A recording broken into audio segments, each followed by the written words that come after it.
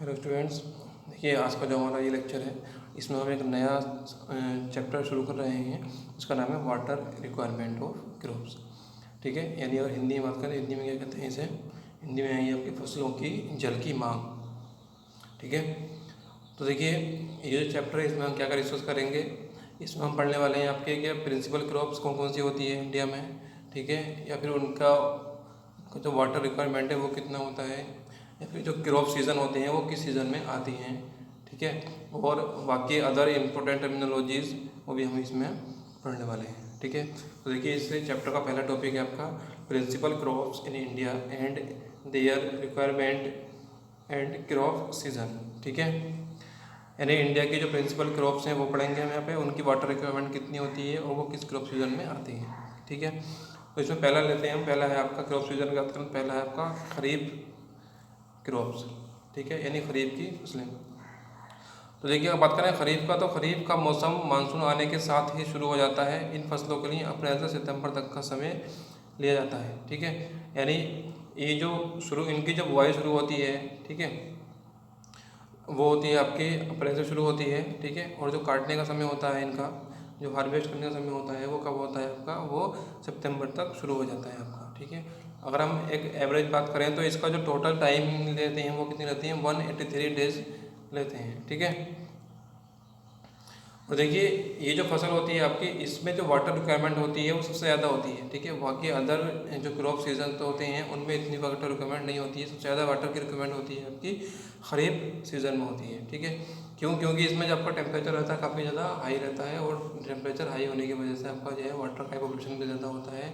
ठीक है, और वाटर रिक्वायरमेंट जो आपके जो क्रॉप्स होती हैं उनकी वाटर रिक्वायरमेंट बढ़ जाती है। ठीक है, अगर हम बात करें देखिए, तो जो आपकी रबी की फसल होती है, रबी की फसल की कंपैरिजन में खरीफ की फसल में आपको 2 गुने वाटर की रिक्वायरमेंट होती है। ठीक है, यानी 2 गुना वाटर हमें चाहिए होता है रबी की फसल के कंपैरिजन में खरीफ की फसल के लिए। ठीक है, अब देखिए कुछ इंपॉर्टेंट जो क्रॉप्स हैं इसकी उनकी बात कर लेते हैं। देखिए वो है आपका, देखिए पहला है अगर हम बात करें तो मेज़। ठीक है, जिसे हम मक्का कहते हैं। ठीक है, इसकी जो बुआई होती है वो कब शुरू हो जाती है, वो आपकी जून में शुरू हो जाती है, और जो ये फसल जो तैयार हो जाती है वो आपकी सितंबर से अक्टूबर तक आपकी काटने की हो जाती है। ठीक है, और अगर हम बात करें इसके वाटर रिक्वायरमेंट की, तो कुछ ज़्यादा वाटर रिक्वायरमेंट नहीं चाहिए होता है इसे, आपका 25 सेंटीमीटर वाटर की रिक्वायरमेंट होती है इसकी, और ये भी आपको 5 से 6 बार में देना होता है। ठीक है, 5 से 6 टाइम्स में आपको ये पानी देना होता है। ठीक है, और सबसे ज़्यादा जो इसकी आवश्यकता होती है वो आपकी कब होती है, जिस टाइम आप इसे बोते हैं। ठीक है, यानी बोने से पहले जो पेलियो होता है, पेलियो इरिगेशन क्या होता है आपका, कि जब हम कोई फसल बोते हैं, ठीक है, फसल बोने से पहले जब हम आपका वाटर जो है प्रोवाइड करते हैं अपने फील्ड को, तो वो क्या कहलाता है आपका, वो होता है पेलियो इरिगेशन। ठीक है, तो सबसे ज़्यादा वाटर रिक्वायरमेंट कब होती है इसमें, पेलियो के समय होती है। क्लियर। ठीक है, नेक्स्ट है आपका राइस। ठीक है, राइस की अगर बात करें तो ये आपका जुलाई में जो है बोना स्टार्ट हो जाता है आपका ये। ठीक है, और आपका सितंबर से अक्टूबर में ये भी आपका क्या होता है, बिल्कुल रेडी हो जाती है काटने के लिए। ठीक है, हार्वेस्ट करने के लिए, और इसकी जो वाटर रिक्वायरमेंट होती है वो काफ़ी ज़्यादा होती है। ठीक है, यानी जो राइस होता है, ठीक है, इसे हिंदी में हम कहते हैं चावल की फसल। ठीक, तो इसकी जो वाटर रिक्वायरमेंट होती है आपकी वो 90 से 150 सेंटीमीटर तक होती है। ठीक है, और ये हमें 6 से 8 बार में प्रोवाइड करना होता है। कितनी बार में, 6 से 8 बार में हमें ये प्रोवाइड करना होता है। ठीक है, और सबसे ज़्यादा कब रिक्वायरमेंट होती है इसकी, जब आपका वर्षा जल अंतराल अधिक हो जाए। ठीक है, देखिए जो आपका राइस की फसल होती है वो आपकी मानसून सीजन में होती है। ठीक है, उस टाइम बारिश काफ़ी ज़्यादा होती है। ठीक है, तो बारिश ज़्यादा होती है इस वजह से हमें आर्टिफिशियल इरिगेशन देना ज़्यादा नहीं देना पड़ता है। लेकिन अगर क्या होता है, बारिश का अंतराल ज़्यादा हो जाए, ठीक है, जो रेनफॉल हो रहा है आपका उसका अंतराल ज़्यादा हो गया, तो आपको क्या है यहाँ पे जो है इरिगेशन प्रोवाइड करना पड़ेगा। क्लियर। अच्छा, नेक्स्ट अगर आपका है वो है स्पाइक्ड मिलेट। ठीक, जिसे हम क्या कहते हैं, बाजरा कहते हैं हिंदी में। अगर हम बात करें इसे, तो इसे हम हिंदी में बाजरा कहते हैं। ठीक है, इसका टाइम कब होता है आपका बोने का, जुलाई से अगस्त होता है, और अक्टूबर में आपका ये तैयार हो जाता है। ठीक है, इसे ही पानी की कोई ज़्यादा रिक्वायरमेंट नहीं होती है, 30 सेंटीमीटर पानी चाहिए होता है, और हमें 3 से 4 बार में इसे प्रोवाइड करना होता है। ठीक, कभी कभी ऐसा होता है देखिए कि कभी वही बारिश का अंतराल ज़्यादा हो जाता है, तो आपको कभी कभी यहाँ पे आपकी क्या है, इरिगेशन की आवश्यकता पड़ जाती है। ठीक है, नेक्स्ट है आपका ग्रेट मिलेट, ठीक, जिसे हम क्या कहते हैं, जिसे हम ज्वार कहते हैं, इसे हिंदी में बात करते हैं, इसे हम ज्वार कहते हैं, ठीक है। ये भी आपका क्या है, जुलाई में शुरू होता है आपका।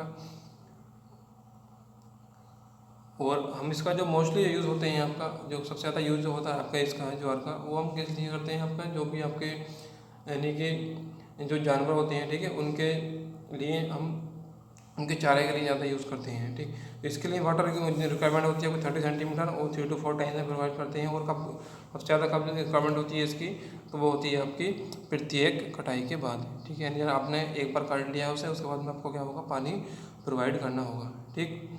अच्छा, नेक्स्ट है आपका ग्राउंड नट, जिसे हम मूंगफली कहते हैं, ठीक है। मई में शुरू होता है आपका और नवंबर से दिसंबर में रेडी हो जाता है, ठीक। 45 सेंटीमीटर रिक्वायरमेंट होती है इसकी और 4 to 5 टाइम्स में हमें इसे जो है पानी प्रोवाइड करना होता है ये। और सबसे ज़्यादा रिक्वायरमेंट कब होती है आपकी, at the time of paleo, ठीक है। जब पेलियो होता है आपका, मूंगफली के बोने से पहले जो हमें पानी की रिक्वायरमेंट चाहिए होती है आपके फील्ड को, वो जो होता है वो पेलियो होता है। और सबसे ज़्यादा रिक्वायरमेंट कब होती है आपकी, वो इस टाइम पे ही होती है, ठीक है। नेक्स्ट आपका अरहर है। अरहर की बात करें तो ये भी जुलाई अगस्त में शुरू होता है आपका, और क्या है आपका मार्च से अप्रैल में जो है ये आपका रेडी हो जाता है।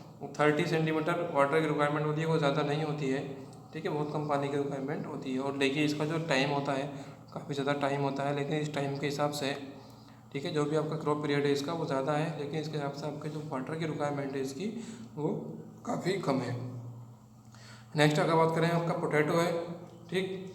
तो पोटैटो आपका फेब में शुरू हो जाता है बोना आपका, और जो हार्वेस्ट होता है इसका, जो काटा जाता है ये आपका मई में रेडी हो जाता है, ठीक। काफ़ी ज़्यादा रिक्वायरमेंट होती है इसकी भी, 60 to 90 सेंटीमीटर होती है आपकी। और ये 10 बार में दिया जाता है आपका, ठीक, 10 बार में आपको पानी दिया जाता है। और इसकी जो रिक्वायरमेंट होती है आपकी वो कितनी होती है, 60 से 90 के बीच में होती है। इसमें आपको सिंचाई चाहिए होती है, सिंचाई की आवश्यकता होती है इसमें, ठीक है। ये हम सिंचाई से हमें देनी पड़ती है पोटैटो को। तो देखिए ये आपकी खरीफ की फसल थी, ठीक है, जो भी आपकी खरीफ क्रॉप्स थी वो थी आपकी। और क्या था उनका जो, यानी कि जो सोइंग टाइम था, जो बोने का टाइम था वो आपका, और जो हार्वेस्टिंग टाइम था वो भी इसमें दिया गया था आपका, किस मंथ में आपकी बोई जाती हैं और किस मंथ में ये आपके काटी जाती हैं। तो इसलिए इनका जो वाटर रिक्वायरमेंट था वो भी कितना होता है वो भी है, और किस समय ज़्यादा पानी की आवश्यकता होती है वो भी इसमें दिया गया था, ठीक है। तो देखिए आई होप आप लोगों को क्लियर हुआ होगा ये, ठीक। और अगर आपको कोई भी डाउट है इसमें, ठीक है, कोई भी टॉपिक, कोई भी आपका इसमें जो है पॉइंट समझ में नहीं आया आपका, तो आप मुझसे कमेंट सेक्शन में पूछ सकते हैं, ठीक। और आप मुझसे पर्सनल व्हाट्सएप पे भी पूछ सकते हैं। Okay, thank you.